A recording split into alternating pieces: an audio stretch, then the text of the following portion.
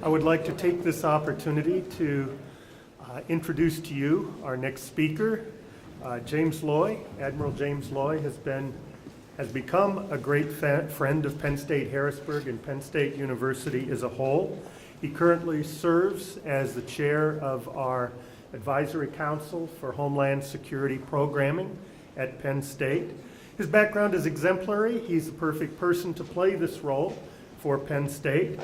From the days when he grew up in Altoona, Pennsylvania, to the present, he was involved in public service for 45 years. Much of his career was with the United States Coast Guard, including a stint in Vietnam. He rose through the ranks until he became the Commandant of the United States Coast Guard from 1998 to 2002. I'm sorry, I'm having a hard time reading today. After he stepped down from that position, his public service had not yet ended. He served as the first Chief Operating Officer of the Transportation Security Administration after 9/11. Thereafter, he was asked by Governor Tom Ridge, who was the first Secretary of the Department of Homeland Security, to serve as Deputy Secretary from 2002 to 2005. He helped stand up the Department of Homeland Security, trying to create from 22 separate agencies with very different cultures, one coordinated Department of Homeland Security, a daunting task. I'm delighted to introduce him, a good friend of Penn State Harrisburg, Penn State University, who will speak on the subject, Constant Change Demands Resilience. Admiral Loy.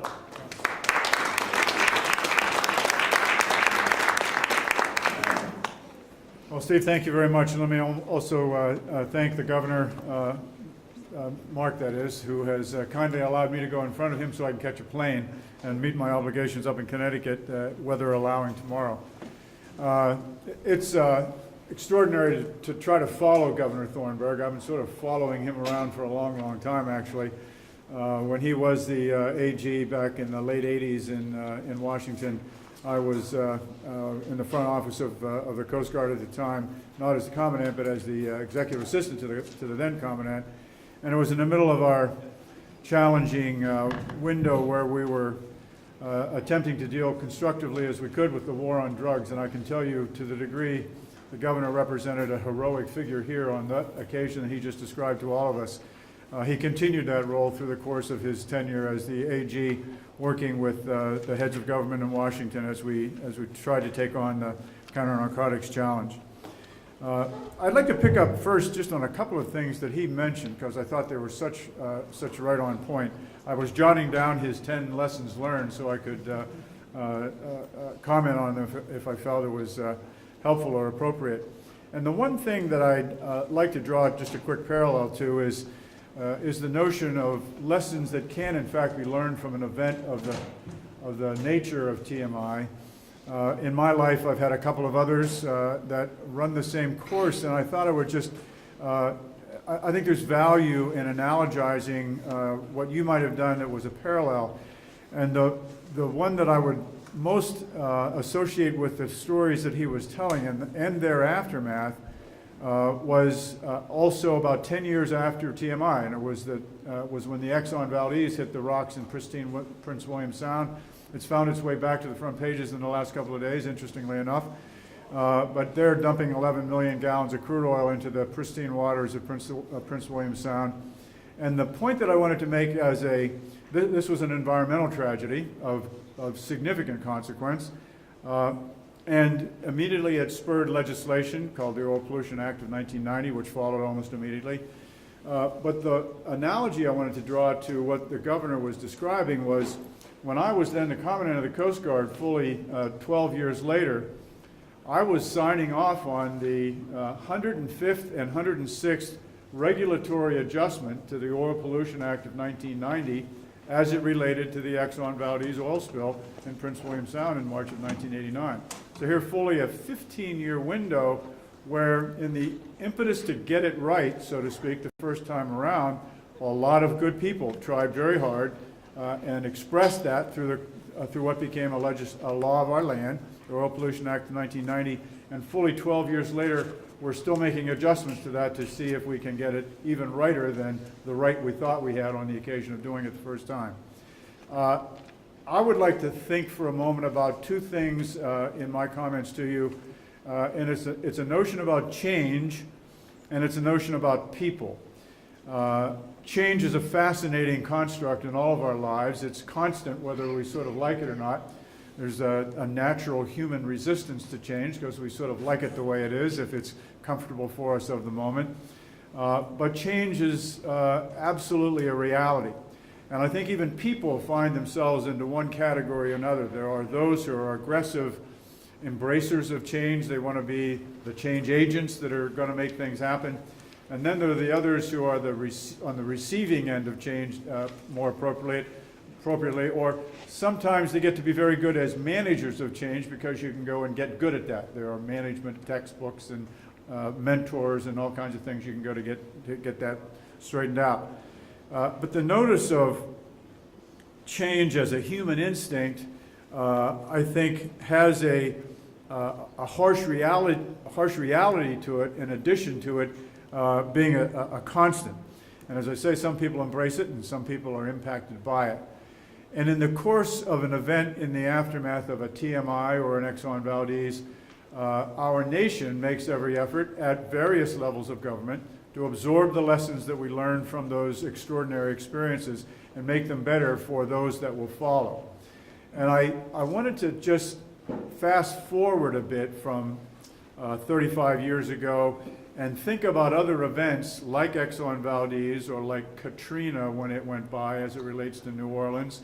Certainly 9/11 for all of us, probably a seminal event in all of our lives, and help us take some comfort in the fact that in the circles of government that we all are delighted on occasion to throw vegetables at when it's appropriate to do so, there are really hardworking people who have attempted to incorporate the lessons learned from TMI, from Exxon Valdez, from 9/11, from Katrina, to make things better for the next time around. And I brought a couple training aids. This is a couple of documents that I think should give us all not total comfort, but at least an acknowledgement that we do try to learn those lessons well. We now have in our country, which was not available when Governor Thornburg and his team were attempting to manage TMI, the National Response Framework is a document that got a lot of impetus in the aftermath of TMI, as it then also got a lot of impetus from those other events that I mentioned just a moment ago.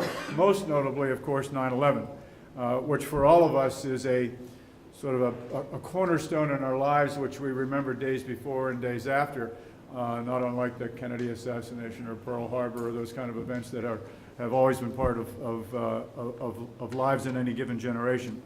But the reality is that we also now have a National Infrastructure Protection Plan, and it's focused specifically on 17 different sectors of our economy that in the wake of 9/11, it was determined we better get our act together to understand how to go about the business of planning appropriately, because as I'm sure Governor Thornburg found out, the middle of the crisis is not the time to exchange business cards. The middle of the crisis is the time to be able to pull off the shelf a thoughtful game plan that you've put together so that the people that are in the midst of executing for you, advising you, counseling you, doing the work that needs to be done, are doing it in a well-planned fashion. Now those are nice thoughts.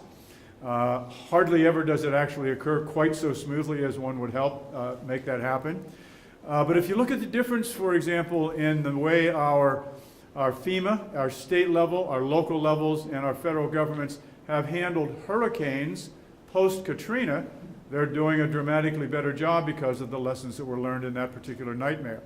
And we all can recall that particular nightmare in the sense that at FEMA at the time, and I'll make my apologies to the FEMA representatives in the audience who were perhaps around, but Mike Brown might have been a really good Arabian horse trainer, but he was not much of a FEMA director.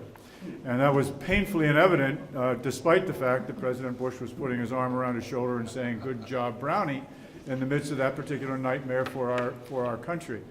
At the same time, the governor spent 5 days trying to figure out whether it was appropriate for her to seek federal assistance when it was painfully evident that she needed it very badly. And in the middle of the second day of that particular nightmare, Mayor Nagins, by the way, now in jail, but that's okay. At that particular time, he was the mayor of New Orleans, and about 32% of his police force showed up for duty the day that his citizens needed them the very most. So this notion of how do you learn from those kind of experiences to express guidance, training, and the opportunity to actually dry run what you might need on the occasion of the event is the lesson set that I think has to be learned in this notion of change.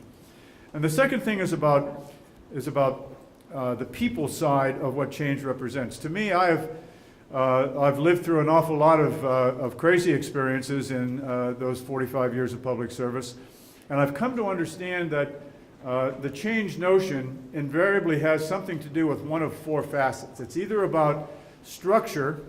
Too many people look at it in the sense that you change the boxes on the org chart and all of a sudden everything is going to be okay. We all know that's in fact not the case. But there are structural elements to the way you're doing whatever you're doing. There are structural elements that were associated with the 3 Mile Island activity set, and whatever we learn from those so as to keep them from being repeated if they were not constructive, we must learn those lessons so as to redesign the structural piece. The other thing is process. Well, let me name them all, the four of them for you. It's structure, process, ideas, and people. And having mentioned structure, process is all about how those boxes on the org chart talk to each other with a view towards actually accomplishing something at the other end of the day. Those need examined in the wake of a difficult event like TMI, like any of the other ones that I've mentioned, with, again, a view towards learning the lessons adequately that can be piped back into the structural system such that you do it better the next time when the next time comes. The third notion is ideas, and that's a pretty straightforward thought. In other words, if inside this box that you're dealing with, you're going to limit yourself to the same set of ideas that it's always been in there, you're probably going to come up with the same kind of a set of answers at the other end of the day. And if those have proven to be inadequate or not sufficient to the cause, you better put a window in the box that lets new ideas and fresh thought in there so you can come up with better plans. And lastly, it's about people. And the people side will always, in fact, in my mind, be the most important. The governor said to him, as one of his lessons learned, surround yourself when you're setting up your administration first, and make absolutely certain that when the crisis is upon you, you have surrounded yourself. He referred to it as his adhocracy of the moment, and the reality to that is absolutely on point. To the degree you can institutionalize that, as it has been actually accomplished in the new National Response Plan and the National Incident Management System that goes along with it, then there's 15 ESFs, as they're called, emergency support functions, and you want to have experts in transportation, communications, public works, firefighting, emergency management, mass care, You have itemized that list of 15 subsections of getting something accomplished constructively and efficiently. If you do that by thinking about it in advance and constructing it in advance, then you don't find yourself in a position of exchanging business cards for the first time with the gentleman or the woman that will be helping you solve the crisis when it's actually going to be dealt with. The people piece I like to recognize in terms of looking forward in the same sense that I am interested in continuing as a role here at Penn State with regard to their advisory council on Homeland Security. It's an imperative to me that we as a country are recognizing the requirement that we have to build the professionals that are going to populate the Homeland Security enterprise for us for the next 50 years. They're doing that right here very, very well, and there's lots of other places around the country that that's the case. But when the new Secretary of Homeland Security signs off on his first quadrennial review of what's happening in his domain, if you will, the Homeland Security domain, there sure better be in this document some notion of how you invest in building the people that you're going to need over the course of time in the future to populate those very places that you'll depend on when the crisis actually hits. So two rather interesting concepts, this idea of how you understand change as it's actually happening to you, how you take advantage of an investment on the front end so that the planning side of what goes on, the training side of what goes on, the educational side of what goes on, puts you in a position when, as a responsible public servant, the crisis occurs, puts you in a position to succeed in what it is that you're actually trying to get accomplished. And when I go back to that set of four little things when I'm trying to understand what change is all about, structure, process, ideas, and people, if I'm ever pressed, to pick one of the four, I want the right people around me that will enable us to succeed at the moment of the crisis. I can tell you that General Thornburg, as I knew him, because I knew him more as the Attorney General than I did as the governor here in Pennsylvania, the role that he played here as the calm, deliberate decision maker, taking advantage of the 10 lessons that he learned along the way, puts him certainly in that top realm of leaders and managers that you want to have around you when the crisis exists. And there was many others, as he's the first guy to deflect the whole idea that was somebody else doing it, but it always takes that unique brand of leader to pull it all together when the crisis is at hand, and he certainly was able to do that. So I would offer to you that as we deliberate the notions of going forward with respect to how to do these things better, if we concentrate on his 10 lessons and put them inside these two boxes of understanding how you produce the people that you want to have around you and understand the change concepts and dynamics that are a part of that, we will all be better off when it comes our time to be responsible in the middle of the crisis. I thank you. I know Mark is going to offer the other side of our half hour together here or so. And I apologize for having to run, but I have a plane to catch so I can get up to Connecticut and do some things I'm obliged to do up there tomorrow. It's been a pure pleasure to be part of what Penn State Harrisburg is doing. The Chancellor deserves an awful lot of credit. The folks in the faculty that are making this happen. It's a pleasure to be part of what they're doing, and I look forward to continuing to do that for a good long while. Thank you very much.